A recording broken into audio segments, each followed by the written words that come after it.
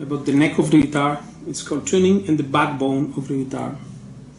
The neck is very important in a guitar, not only because of its structural significance as a device which facilitates tuning, but actually the sound is also related there. Here we can see what we mean with this.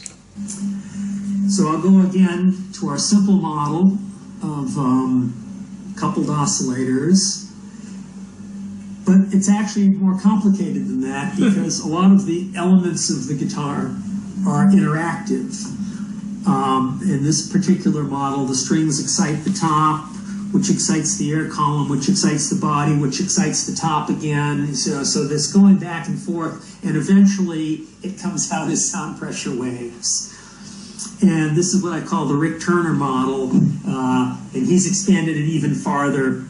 You know, everything is interactive with everything else. So here we can see how the strings, the top, the back, the sides, the neck is also interconnected here with the sides and with the back and with the air column, and of course with the resonance of the top. So the neck has also very much an important role in the sound of the guitar. So it's not just a device that facilitates tuning. Now, to see about this simple tests for bent necks, and we have here two links. We have one here. This, we're speaking as this here. Show you a test which you can do to know if your fretboard is bent.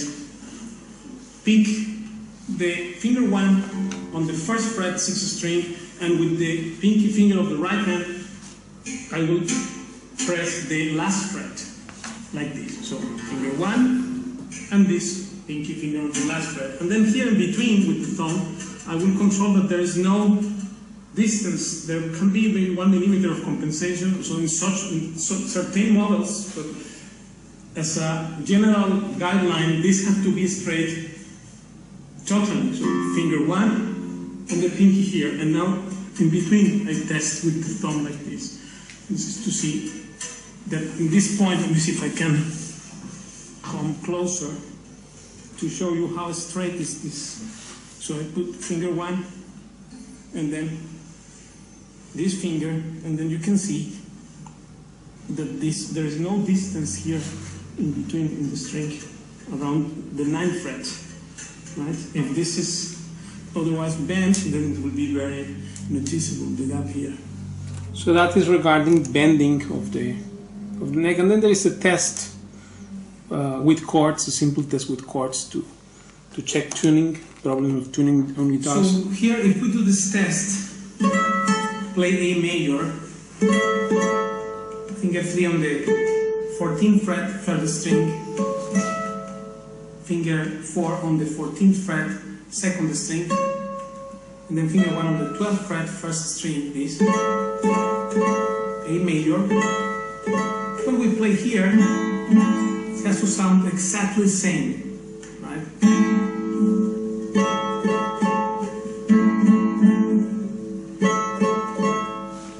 So like that, there are several tests that you can check in the videos, in the article. I will post the description also about that. And then you can, this is neck bending, make happen, problems in tuning, etc. And then some tests, the easy tests. So now let's go to the raw material of the neck.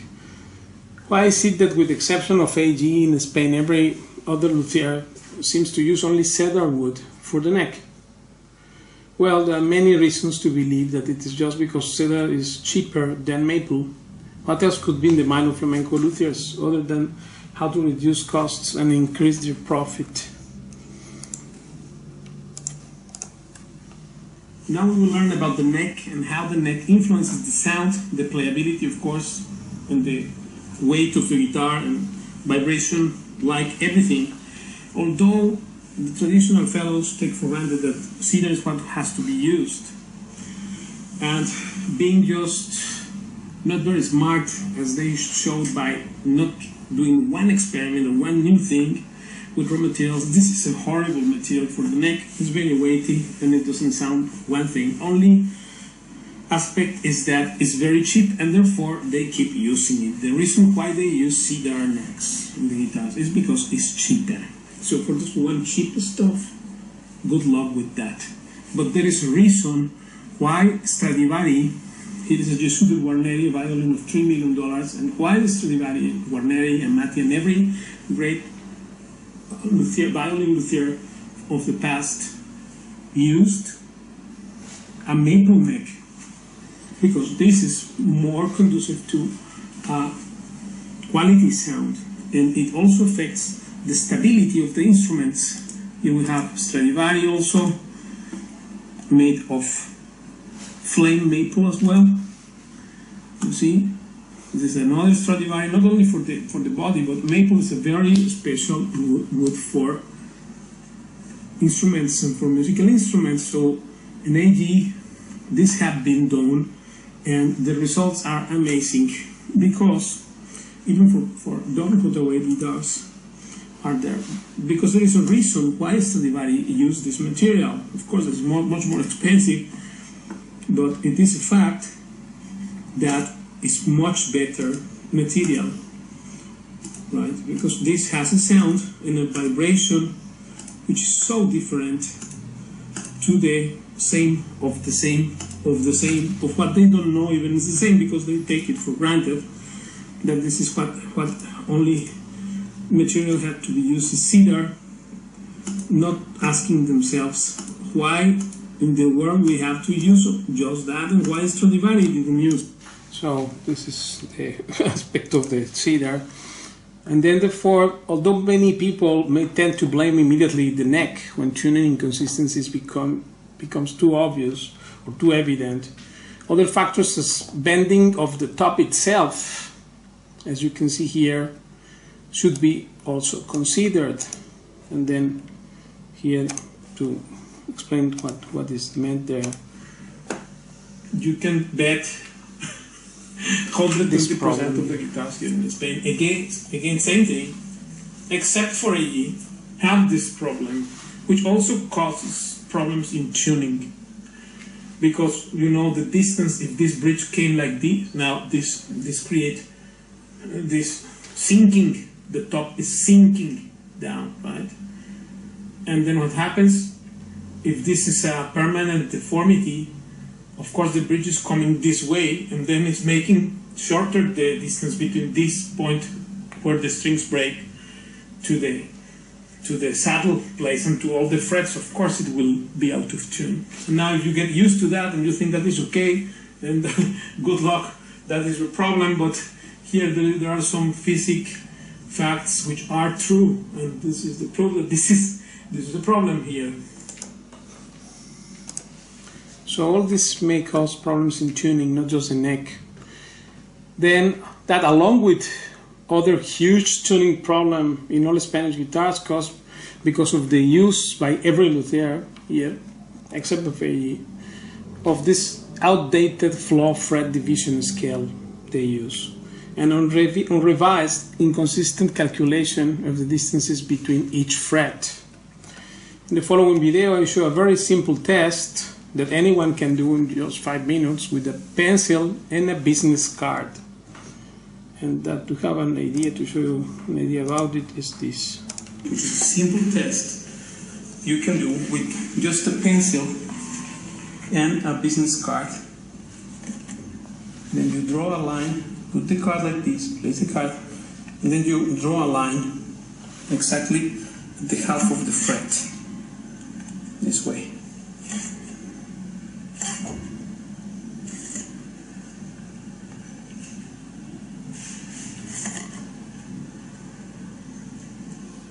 As you can observe, the distances here have to be proportionally shorter from right to left, right? Because why? Because the fretboard, when these frets have to be shorter distance, the more we go to this part, right? It has to be from more to less, and this shows here. And then if we just go to analyze normal guitar, here we will see that there are some inconsistencies in the fret placement, which will of course cause issues in tuning, because here the distances are almost not proportionately shorter from right to left, but look at these last two lines. That space is bigger than the second last from left to right, I mean. Right? While in the other... So this is other big issue, and therefore you have to be very much on guard against it. So, well, regarding this topic of wrong placement of the frets, happily enough for the non-conformist guitar players, for us, AG has a very precise calculation of fret division distances in the guitars, which works impeccably well and is a unique feature in Spain. From my experience, I would say that it is either same or very similar in exactness to the division that the great luthier, German luthier Hermann Hauser used for his best guitars in the 30s or before. It seems, as one could infer so, that in the 20s, 30s and 40s, these aspects of producing guitars with a perfect tuning capacity and all that is involved with that was rather kept as a secret advantage against the Spanish competition. A competition which was too easy to defeat altogether, as they were, and still are, completely unaware regarding those unseen minute and not so minute factors which would noticeably affect the tuning capacity of an instrument. Without forgetting to first thank Maestro Roberto Corrías for his priceless help on this matter, I can say that the current fret division affected by AG from 2013 on because before 2013 was not there yet. That this is a new research. This calculation, this division fret calculation, same which Paco himself praised for its accuracy. I still remember when I went to show this, because we went to see Paco, and AG wanted me to show him this new fretboard division. He was always complaining about tuning and, saying this thing that his brother will tune the guitars for him and all that. Like, became very picky about this tuning thing. He never was happy with the tuning, on guitars. And then when he saw this one, he said, "Wow, this is just incredible." Now, he said, "Let's see if we are not used now to listen to wrong tuning too much," because he was very, very intelligent man and always thinking, "What if?" So that was the first prototype, right, in 2013. Probably one year before he died.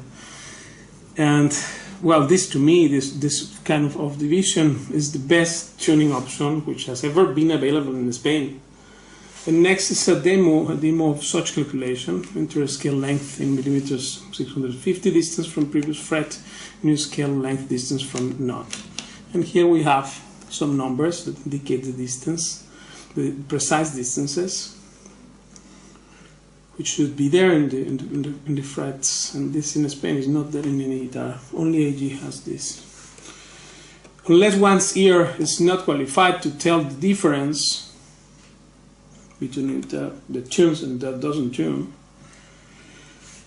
and unless one ear is ruined because of the habit of constantly listening and playing guitars which actually do not tune well at all, everybody will agree that this tuning itself is of paramount importance for us, especially when we play music like this. And the show recording I did, it requires, because it's played with the piano and it has several keys.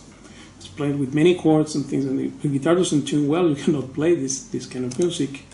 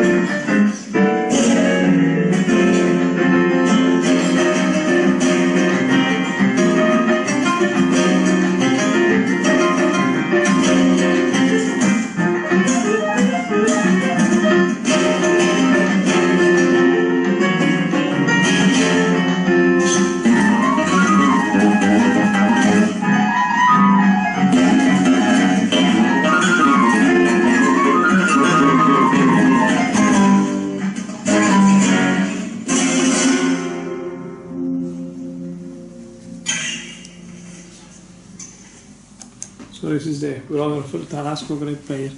And therefore, with modern music, if you play two chords, then no problem. But if you will play serious music, then you need a fretboard and perfectly placed frets, and the neck, of course, has to be flawless.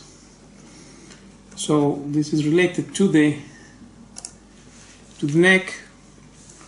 Now, it is also amazing the fact that due to those inconsistencies in the above mentioned fret division scale, 100 $1 factory-made guitar may tune much better than an expensive Spanish so-called luthier handmade flamenco guitar.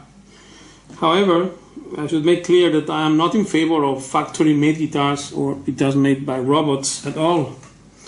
Yes, I don't believe, because I haven't seen such a guitar so far, that the machine-made guitar can be or sound better than a luthier handmade guitar. But a luthier himself may also be a mediocre fellow or less, and so the guitars he may produce. Therefore, a handmade guitar is not necessarily a nice instrument just because it was made by a human. On the other side, a luthier can also be very efficient, creative, and even a genius like Simplicio or Stradivarius. To really know who is who, I prefer to let their work do the talk. And I would judge from that and only from that. So here we have one very important aspect that I will show you by Maestro Samoji, which he points out this very, very eloquently. And speaking about factory versus handmade guitars. So here it says, from a factory point of view, like, quality is the same as replicability of components and efficiency of assembly. That is, a factory man considers quality to be the measure of how efficiently his parts can be identically made and how fast his instruments can be assembled in a consistent and trouble-free manner. From the musician's point of view, quality has nothing to do with any of this.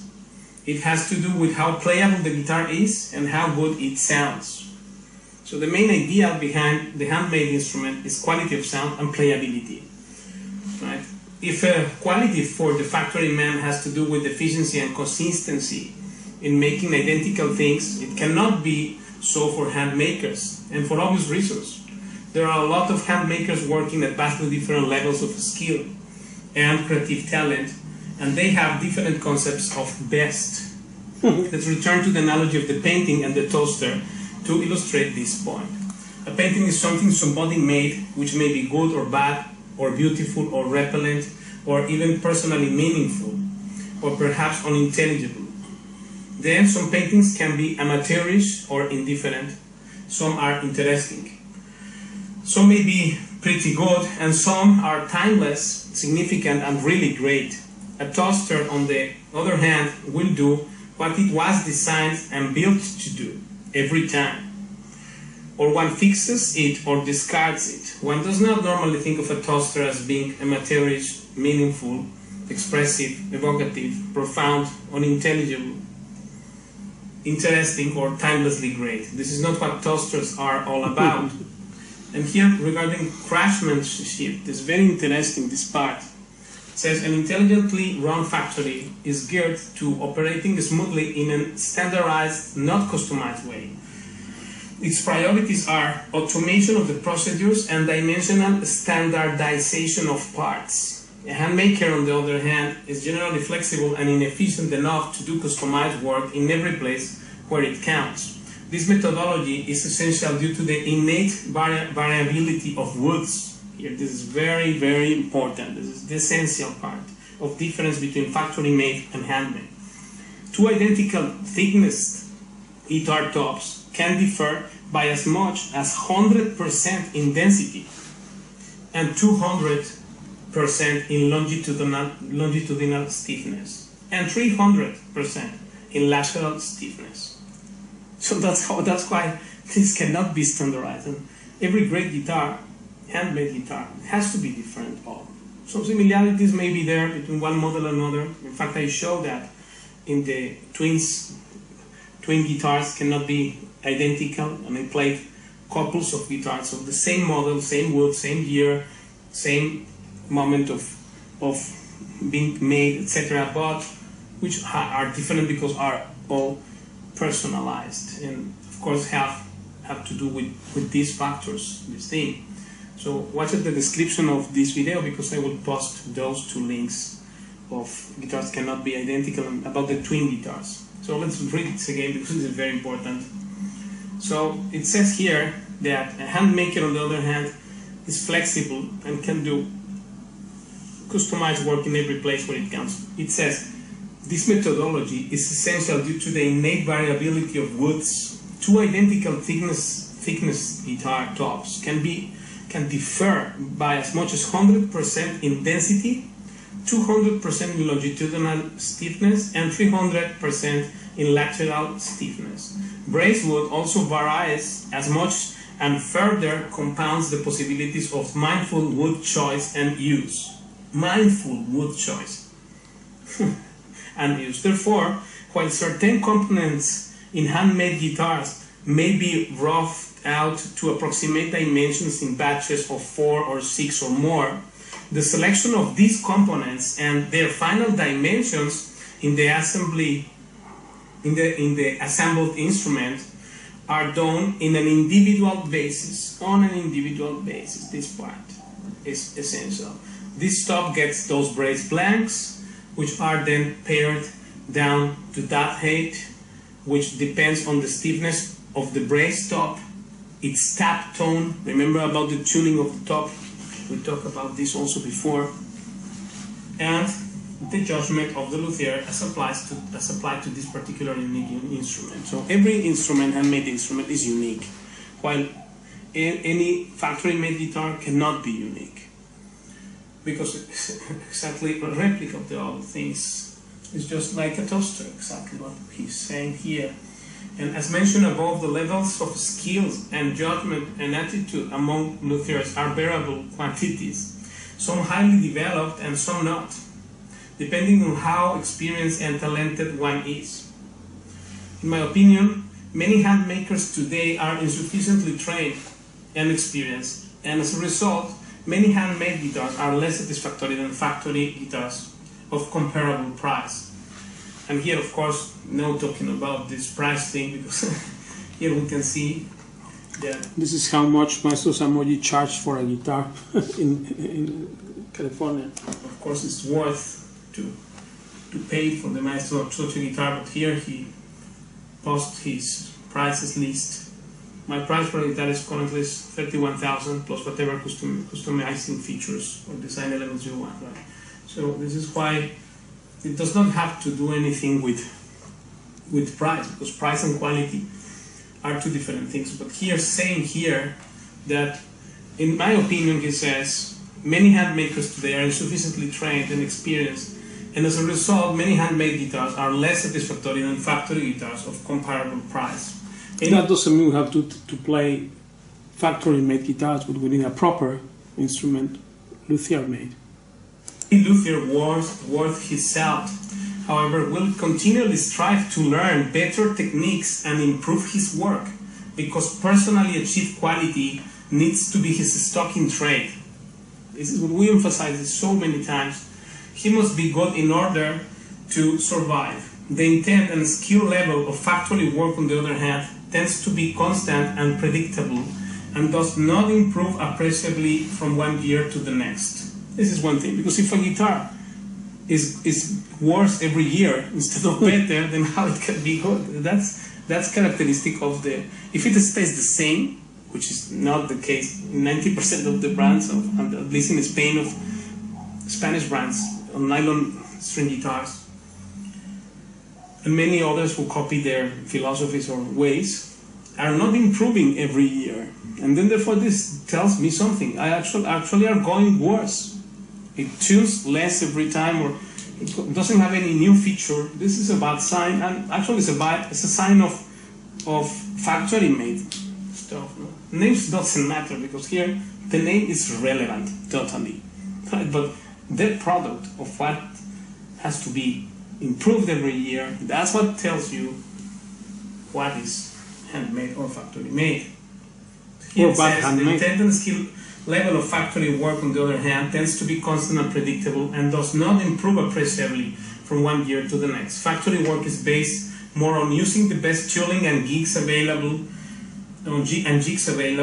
than in developing workers' skill beyond what they must have, so that they can operate tooling efficiently and safely, and do work that meets the standards set by the quality control department. Right? At least they have the quality control department. Well, this is a quality control department in all these flaw guitars nowadays in Spain. There is no quality control department.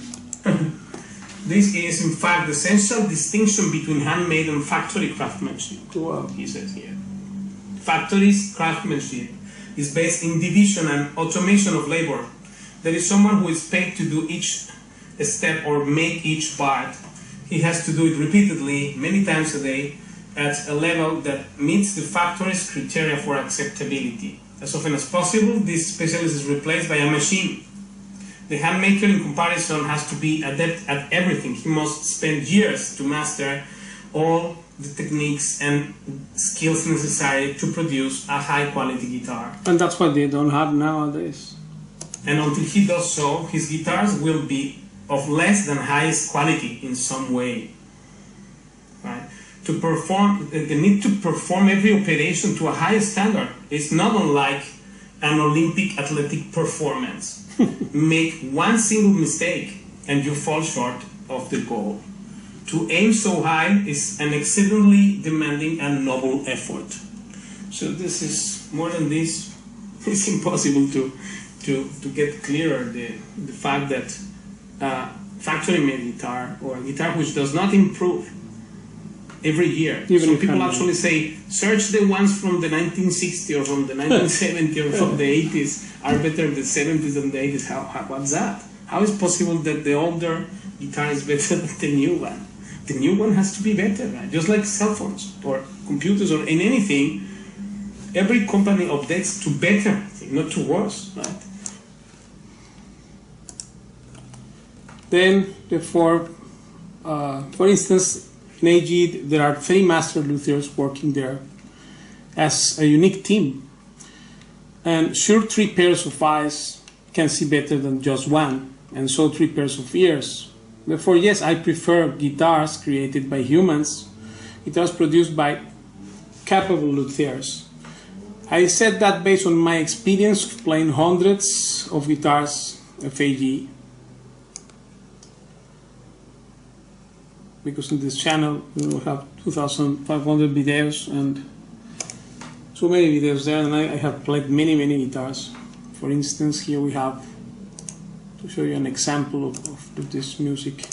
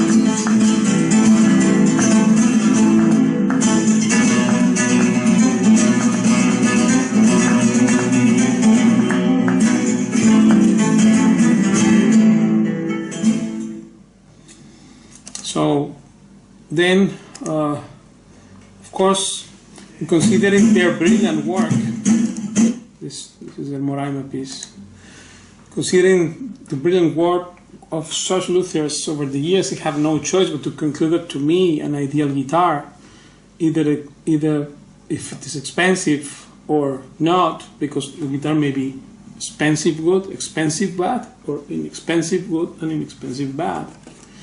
Can be other, but a good guitar for me can be other but a luthier guitar, a luthier-made guitar.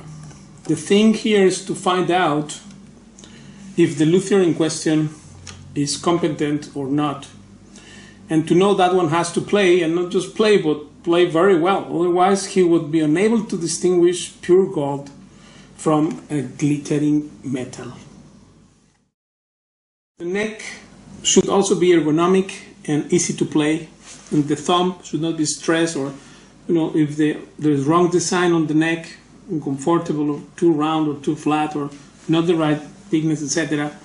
This brings tension to the left hand. There are many injuries related to this, and of course, although nobody talks about the technique of left hand thumb, it has its role, should flow freely, and I say some of these concepts proving with some chords, etc. about the flow of the left hand thumb, and the neck has to be especially easy going for this finger, otherwise tension in the other fingers also may be there, and therefore this is the ergonomic aspect of the shape as well, so that your hand can flow just naturally.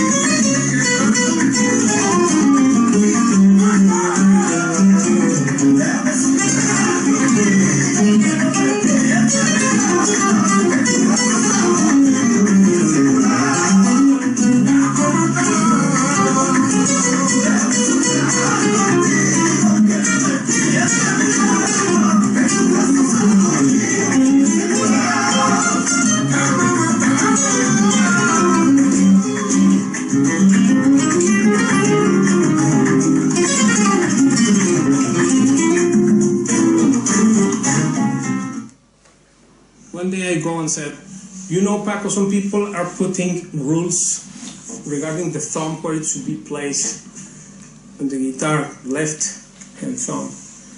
And he goes, if these guys do not know how to use the right hand thumb, so what makes you think they know what to do with the left hand thumb?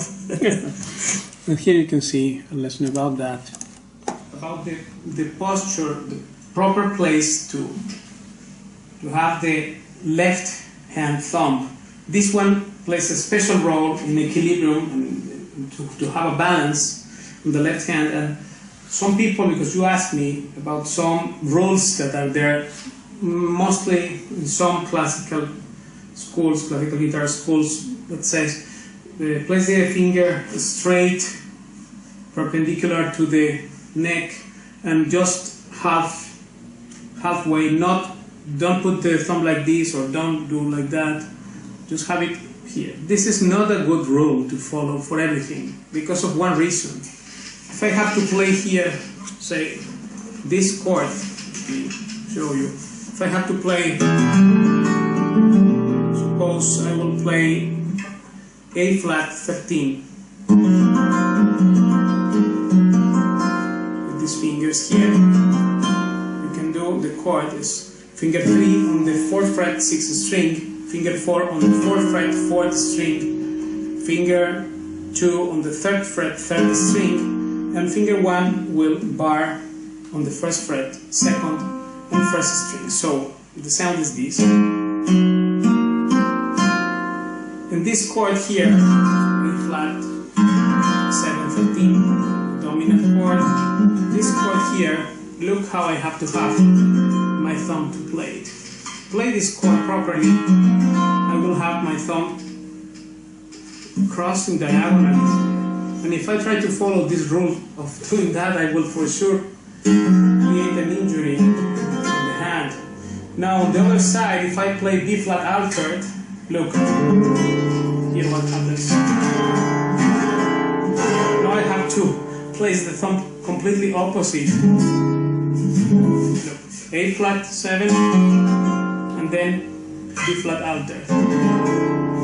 This chord here, having finger 1 on the 1st fret 6th string, finger 2 on the 1st fret 5th string, finger 3 on the 3rd fret, on the 1st fret 3rd string, and finger 4 on the 1st fret 2nd string. having fourth and first string open. So this is the posture here, and if you play that, sound is this, you will see that your thumb has to be the opposite way, placed diagonally like this. It should not be straight, or you cannot follow those rules. So the only rule that is there, so let's say again A flat 7 13, and then B flat alto.